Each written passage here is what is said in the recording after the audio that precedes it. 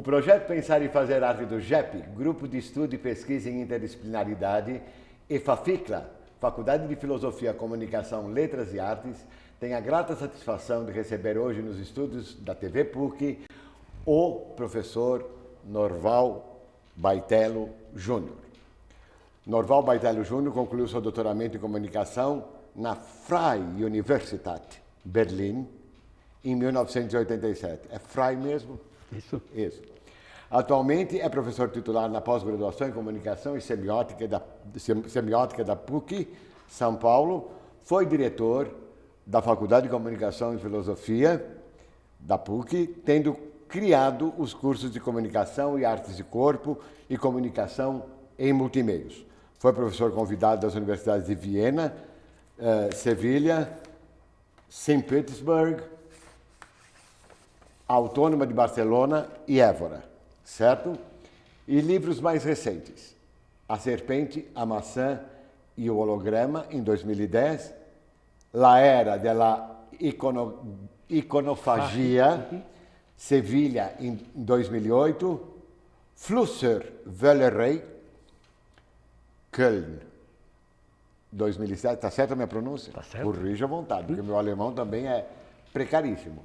E o pensamento sentado sobre glúteos, cadeiras e imagens, que foi recentemente, agora, publicado. Desde 2007, é coordenador da área de Comunicação e Ciências da Informação da FAPESP. Norval, é um grande prazer recebê-lo aqui no programa Pensar e Fazer Arte. Eu gostaria que você contasse primeiro ao telespectador um pouquinho da sua vida privada, quem você é, o que é que você fez. Eu sou um professor incorrigível. Parece que nasci professor, né? E ser professor significa não parar de aprender nunca. Então a gente é curioso. Exatamente. Né? A gente é curioso. A curiosidade que me move, segundo Paulo Freire. Estudei primeiro letras, depois migrei para a área de comunicação. E já atuante dentro da área de comunicação, um dia assisti, de repente, um espetáculo de dança da Pina Bausch, em São Paulo. E eu saí completamente transtornado do Teatro Municipal e no dia seguinte me matriculei no balé. Já fora da idade de estudar balé, para entender o que era aquilo, que linguagem é aquela, que força possui aquilo que acontece dentro de um palco com corpos se movimentando, com violência, com vigor, com poesia. E fui estudar balé. Não havia, no horário em que eu podia, dava muitas aulas, não havia turmas de balé moderno. Eu pensei, vou fazer alguma coisa moderna, leve, jazz. Não, só tinha balé clássico. E eu, com 20 e tantos anos, completamente com as articulações completamente inadequadas para fazer balé, entrei numa turma de balé clássico junto com crianças, meninas de 13, 14, 12, 10 anos, né, para entender o que era aquela linguagem. Nesse momento começou a minha descoberta do que era o corpo. Eu levei 6 meses de aula, na aula do balé, para descobrir onde estava o meu ombro. Né? Porque fazendo aula de balé, eu levantava o ombro e o professor falava assim, abaixe esse ombro. Não era comigo, o meu ombro não estava abaixado, não estava levantado. Levei 6 meses para descobrir que eu podia abaixar o ombro. Bom, isso foi o lado prático. Pouco tempo depois, eu fui para a Alemanha fazer meu doutorado. E na Alemanha eu tive a sorte de encontrar alguns mestres que estavam trabalhando sobre fundamentos da comunicação humana e o corpo como ponto de partida e de chegada de toda a comunicação humana. Toda a comunicação começa e termina no corpo. Tudo sai dele e vem para ele. Não é? Então isso foi uma grande descoberta. Nós que trabalhávamos tanto com o jornalismo, com a publicidade, com todas as outras linguagens da comunicação, mesmo a linguagem artística, não tínhamos parado para pensar que antes mesmo de escrevermos uma palavra, existe um gesto para escrever essa palavra. E este gesto é que produz a palavra. Então, esse foi o começo da história, que se transformou num curso de graduação aqui na nossa faculdade. Artes do Corpo. O curso de Artes do Corpo. E se transformou numa pesquisa. Eu passei a pesquisar, tudo o que eu pesquisava dentro da área de comunicação levava em consideração o corpo. E, claro, o corpo significa o corpo em movimento. E neste último livro, então, eu resolvi trabalhar com um pouco da história deste corpo, a história profunda deste corpo. Interessantíssimo, e eu gostaria de aconselhar o telespectador a ler esse livro, porque é muito intrigante, entende? Muito, faz pensar bastante. Ele nos faz pensar bastante. Então, e como eu, já escrevendo o livro, pensei assim, puxa vida, mas eu estou escrevendo um livro em capítulos e eu estou escrevendo sobre os saltos do nosso ancestral, do macaco. Então, por que não escrever em saltos, o livro em saltos? E aí veio a decisão de que eu ia compor o livro em saltos, não em capítulos. É exatamente como você... Então, saltar de um assunto para o outro, e depois voltar para aquele, e depois voltar para um terceiro, e depois ir para... E assim, como se fôssemos primatas, que somos, na verdade, claro. Continuamos. Claro, mas demens também. Primatas malucos, né? Completamente loucos, claro. Então, construí o livro em saltos, e acabou que, no final, eram 80 saltos. Eu falei, ótimo, 80, lembra da viagem ao mundo, da volta ao mundo em 80 dias? Exatamente. Então, eu dou uma volta em torno da história do corpo do homem e da sua mobilidade em 80 saltos. Em 80 saltos. E dentro desses 80 saltos, eu tenho algumas perguntas que me vieram à mente depois que eu tive o prazeroso contato com o que você escreveu. Você acabou de publicar esse livro agora, não é? Exatamente, 2012. 2012, agora. O Pensamento Sentado sobre Glúteos, Cadeiras e Imagens. Que título mais instigante. Peirce nos diz que o homem nasce com a predisposição para pensar. E nenhum pensamento, embora simples, jamais está presente em nossa mente na sua totalidade, mas sim é resultado de um pensamento velho. Mas ligados a outros pensamentos. Jamais me ocorreu associar a palavra pensamento com o particípio passado sentado. Você poderia esclarecer isso ao telespectador? Pois é.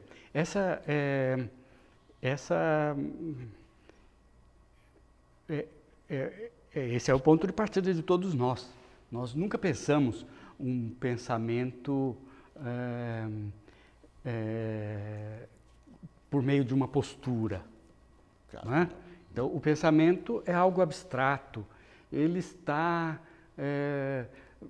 normalmente acima do pescoço, não é? Às vezes até acima do próprio nariz. Então, quando na criação do curso de Artes do Corpo, brincamos, a professora Dieli e eu, que dirigimos a faculdade, brincamos, vamos ter uma faculdade agora do pescoço para baixo também, porque até então era uma faculdade do pescoço para cima, que trabalhava só com ideias e com palavras e com imagens. Mas faltava a experiência. E faltava do próprio corpo. Este corpo. Bom, a conscientização do próprio corpo para a pessoa. Enfim, se nós pensamos que o pensamento nasce da experiência e da relação com o mundo, com o entorno, com o nosso meio ambiente, e nós vamos ver que o nosso entorno se transformou muito radicalmente, ou seja, o nosso habitat. Onde é que vivíamos 2 milhões de anos atrás? Vivíamos aos saltos nas copas. E, portanto, quando a gente vê uma criança nos primeiros anos escolares, brincando, de repente ela brinca com um brinquedo e larga aquele brinquedo, vai pegar um outro, ela também o seu pensamento está saltando, é saltitante. E nós, professores muito perversos, não é? Obrigamos essa criança a falar assim, exatamente, fique aí, e faça sentada, isso agora. E termine a tarefa. Não é? E ela perde essa vivacidade. Todos nós perdemos essa vivacidade dentro do processo educacional. E as salas de aula são todas para que se fique sentado. E tem um dos saltos onde eu menciono uma aluna minha de Santa Catarina, cuja escola alemã prendia os braços das crianças sobre as carteiras, para as crianças não ficarem com os braços pulando, mexendo, cutucando o amigo. Né? Então, veja, o pensamento, por natureza, talvez a gente possa dizer originalmente, é algo saltitante. O pensamento linear começa muito posteriormente. Claro que quando descemos para a savana, então caminhamos. Aí o caminhar é uma linha. Sim. Mas neste momento o caminhar ainda é muito corporal. Sim. Não é? Mas no momento seguinte, com os assentamentos em que nós nos fixamos nas aldeias, que é quando nasce a escrita. Eu vou chegar aí. Não é? Quando nasce a escrita, quando nós estamos nas aldeias fixos, é que passamos a acumular bens e o registro desses bens exige um sistema de sinais escritos. Que eram duráveis, contábeis. Exatamente. De contabilidade. Contabilidade. Que você diz, é uma outra pergunta que eu tenho, por exemplo, que você fala que a escrita veio da contabilidade. Você podia estender um pouquinho isso ao telespectador? Isso é tão encantador, essa descoberta, e é uma descoberta recente dos arqueólogos da escrita. Há vários deles, mas existe a pesquisa, por exemplo, da Denise Schmant-Besserat, ou então outros pesquisadores que vão lá no vale do rio Indo, hoje Paquistão, onde houve uma civilização antiga, na mesma época em que a civilização suméria, e tinha uma escrita, e ninguém decifrou essa escrita até hoje. Né? Então, a cultura de Harappa, que era desses hindus que hoje fazem parte do Paquistão, né? O proto-hindus, né? Já tinha uma escrita, ao mesmo tempo dos sumérios. E essa escrita, a pesquisa mostrou que ela sempre tinha o lado positivo e o lado negativo. Eram moedas em alto relevo que se colavam com moedas em baixo relevo. Isto dá a ideia da transação comercial. Né? Se eu compro de você uma cabra, então eu fico devendo esta cabra, e você fica com o meu selo como garantia para poder cobrar. Essa é uma descoberta. Bom, outros antropólogos também confirmaram essa tese. E claro, a escrita, de escrita originalmente contábil, ela se transformou em escrita alfabética, em escrita ideogramática em alguns países orientais, em culturas orientais, mas, de qualquer forma, ela vem de uma imagem, ela é figurativa e vem de uma imagem. Né? E o início é contábil. Glúteos podem ser associados à bunda, como você fala no livro, a músculos. Essas foram associações que eu fiz. Elasticidade e, obviamente, a nossa mobilidade. Locomoção. Como você os explora? A ideia dos glúteos associada à ideia das imagens e sobretudo das máquinas de imagens, Sim. aquelas que nos fazem sentar no sofá e ficar hipnotizado 4 horas, 5 horas, Sim. algumas pessoas 6 horas. Sentados, né? E não Sentados. Quer dizer, são Né? pensamentos sentados, Exatamente. não são pensamentos assentados. Sentados. Né? Então, nos traz aí a questão da cadeira, o tema da cadeira. Não é? Nós somos uma civilização que se consolidou em torno da cadeira. A estatística das cadeiras existentes no mundo, no globo hoje, é uma estatística assustadora. Não é? Existem, provavelmente, para cada um de nós, 40 cadeiras. E, então a gente se levanta de uma cadeira, senta na outra, se levanta da cadeira do carro, senta no banco da escola, sai do banco da escola, vai para o banco da universidade, para a cadeira da universidade, sai da cadeira da universidade, vai para a cadeira do engenheiro, do consultório, do advogado, do profissional, do professor, para a cátedra, né? A cátedra do professor. E, portanto, a cadeira é uma coisa recente na história do homem. Se nós formos olhar, por exemplo, em casas muito simples de camponeses, de chão batido, nós vamos ver que muitas das casas ainda não têm cadeiras. As pessoas se acocoram no chão.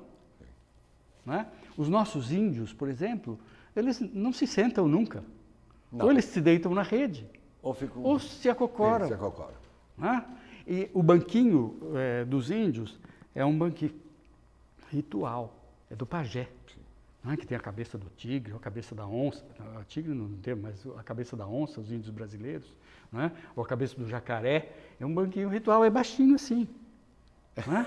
Então, nós não conseguimos sentar nesse banquinho. Para a gente levantar, teremos dificuldade, porque os nossos tendões se encurtaram com as cadeiras. Como nós sentamos muito. Né? Bom, aí o que acontece? Se nos comparamos anatomicamente com os outros primatas, nós vamos ver que eles não têm os glúteos desenvolvidos que os humanos têm. Né? Eles andam de 4, ou então sobem, tal, eles não precisam. Ao descermos para a savana, nós começamos a andar. E andar exige o movimento de adução e abdução da perna e da coxa. Isto é que desenvolve, esse movimento é impulsionado pelos glúteos, pela força dos glúteos. Então, os glúteos têm a ver com o caminhar, e não com o sentar. Aí, como nós sentamos muito, nós perderemos os glúteos. Atrofiamos completamente. Exatamente. Aliás, nós somos uma geração atrofiada. Perderemos os glúteos. Essa é a minha leitura do que eu fiz. E essa postura vai gerar, provavelmente, uma forma de pensamento não mais saltitante, não mais nômade, caminhante, que caminha de uma ideia para outra. Em múltiplas direções, não. Mas vai ser um pensamento sentado. Né? Uma pergunta. Isso é doença? Isso é ócio ou isso é uma outra maneira que está se criando de pensar que eu acho insalubre? Porque o corpo não vai mudar de acordo com o pensamento. O corpo tem de ser respeitado também. Quer dizer, nós temos que ter um equilíbrio entre a narcotização nos dada pela máquina, pela imagem, aguentar a nossa coluna aqui com os glúteos que não se consegue nem se dobrar no final do dia depois de 3 horas de leitura de tese. Que está sofrendo porque sentamos muito, né? E além de tudo, de ser... O encurtamento dos tendões também. O encurtamento de tendão, cada vez que você vai na academia parece que você vai arrebentar. E, por um outro lado, você fica com o seu corpo absolutamente travado. Exato. Isto é, você está travado numa cadeira e com um espaço, com uma falta de tempo e espaço cibernético na frente, que você realmente nem sabe onde você está às vezes. Não é? Exato. Quer dizer, É uma pergunta interessante. Ninguém me fez essa pergunta até hoje. Mas eu tenho uma posição em relação a isso. Por Eu favor. acho que é patológico. é patológico, claro. É civilizacional, é patológico civilizacional. Civilizatório. Não é? Então, é uma patologia da civilização. Por que que nós somos obrigados a ir para a academia, somos obrigados a ir para o massagista, para a quiropraxia, para os médicos, para os ortopedistas, não é? Os nossos joelhos estão desgastados porque os nossos músculos estão sofrendo por essa paralisação. Sim. Então, eu vejo isso sim como uma patologia. E como a civilização humana também não é poste, ninguém é poste, não é? Nós não ficamos parados. Claro. Então, estamos todos hoje preocupados com essa questão e daqui a pouco estaremos criando medidas para não sucumbirmos diante das cadeiras. Sim. Não é? Sim. Tanto é patologia que a patologia no seu grau extremo é a patologia da imagem, que os médicos chamam de distúrbio da imagem corporal. Então, a imagem contamina tanto os corpos que o corpo passa a não ver a si mesmo e passa a ver uma imagem de si mesmo. Então, os casos de anorexia, bulimia, são distúrbios da imagem corporal. Sim. A pessoa não vê mais o próprio corpo, não sente mais o próprio corpo, não é? Ela simplesmente idealiza um corpo que ela sempre vê como sendo muito gordo, apesar dela já estar num estágio de pele e osso, por exemplo. Exatamente. Então, é uma patologia, sim. A nossa sociedade, por um lado, sofre da psicopatia da pressa e, por um outro lado, da psicopatia do ócio. Uhum. Foi isso que me veio à cabeça de tudo que eu li. Nós temos a psicopatia da pressa porque tudo é para amanhã. Isso é uma doença. Isso é uma doença. Isso é psicopatia. Principalmente dentro da academia em geral, onde tudo é para amanhã. Isso é doença. Isso é doença. Por sistema produtivo, não só na academia, mas a academia copia o sistema produtivo, né? Claro, copia e copia acho que muito bem, até demasiado. Exato. E, por um outro lado, você tem essa psicopatia do ósseo, isso é, eu sento 5 horas com meus glúteos doendo, a minha cervical absolutamente cheia de nós, etc., por posicionamento errado, com as minhas costas desse jeito, mergulhado numa tela, recebendo informações que realmente 90% das informações recebidas não são valoradas educacionalmente. Como todos os celulares usados, como todas as meninas que entram aqui na PUC com o computador aberto, o laptop aberto no elevador cheio, com o laptop aberto no elevador cheio, quer dizer, são essas coisas, entende? Que eu acho doença, entendeu? O que você acha disso? Tem alguma coisa a ver a minha leitura? Tem, não tenha dúvida. Não é? São as duas faces de uma mesma moeda. Não é? Se fosse um ócio criativo, não é? Sim. Nós teríamos aí os benefícios. Isso, a inter-relação entre eles, a arte, a educação, a cultura, etc. Exato. etc. Claro. Assim como, se fosse uma produção criativa, que maravilha. também na universidade, na empresa, se tudo fosse produção criativa, nós não estaríamos no mundo que estamos, estaremos num mundo muito melhor. Claro. Então, as duas coisas são face da mesma moeda. Correr. What for? Para quê? Para parar e ficar completamente parado. Isso. Não é? O correr é fugir do próprio corpo. Porque o corpo não foi feito. Não foi feito para isso. Para correr.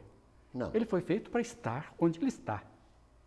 Se movimentando, dançando, dormindo, participando esporte, interagindo, claro, né? Claro. Caminhando, dançando. nadando. Então, foi feito para isso. Ele não foi feito para correr. Né?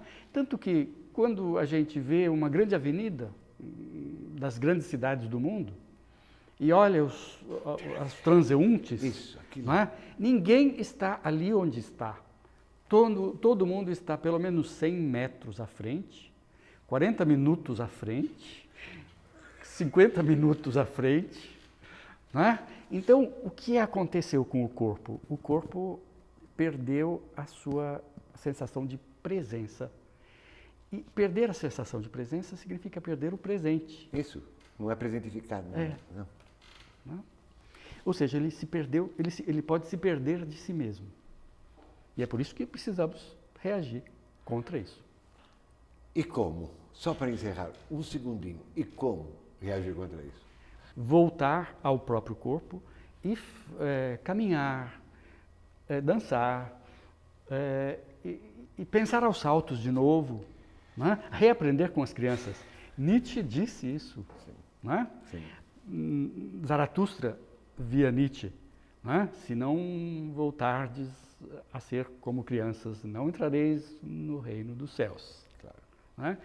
E a palavra glúteos do livro, ela é inspirada na palavra usada por Nietzsche,